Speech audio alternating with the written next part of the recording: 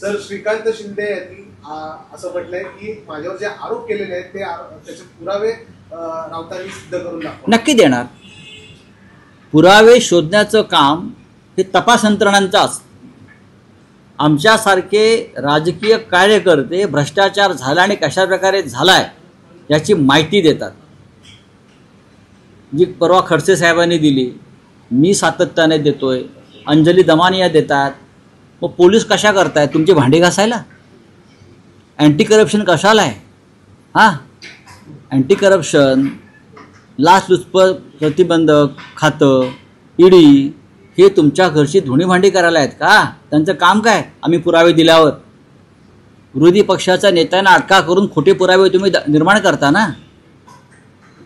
यांना टाका ना टायरमध्ये, आपोआप पुरावे येतील.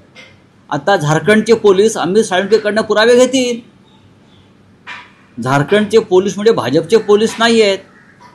अमित साळुंकेला तिकडे घेऊन गेलेले आहेत ना. आता तिथे जे स्टेटमेंट्स येणार आहेत, जो तपास येणार आहे, त्याच्यामध्ये हे पैसे कोणत्या मेडिकल फाउंडेशनला गेले, कोणत्या राजकारणात गेले, स्पेनला स्पेशल फ्लाईटने कोण कोणाला घेऊन गेलं. अमित साळुंके स्पेनमध्ये कोणाला स्पेशल चार्टर फ्लाईटनं घेऊन गेलं आणि त्या चार्टर फ्लाईटमध्ये 8 तासामध्ये कोणती पार्टी चालली होती हे येईल ना. कोण होते त्या विमानामध्ये?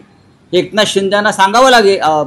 कोणते आपले त्यांचे चिरंजीव बाळराजे, काय श्रीकांत शिंदेना सगळं सांगावं लागेल.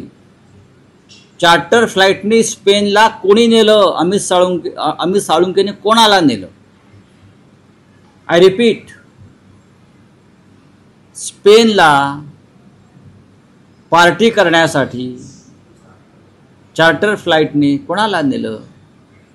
अमित साळुंकेने हा खर्च कोणासाठी केला? हे चार्टर फ्लाईट कोणाचं होतं? अमित साळुंके बरोबर आपण गेला सगळे. कोण होते त्या विमानात? आणि त्या 8 तासाच्या प्रवासामध्ये त्या विमानामध्ये काय सुरू होतं? सगळे पुरावे मिळतील. मिस्टर श्रीकांत शिंदे, थोडा धीर धरा.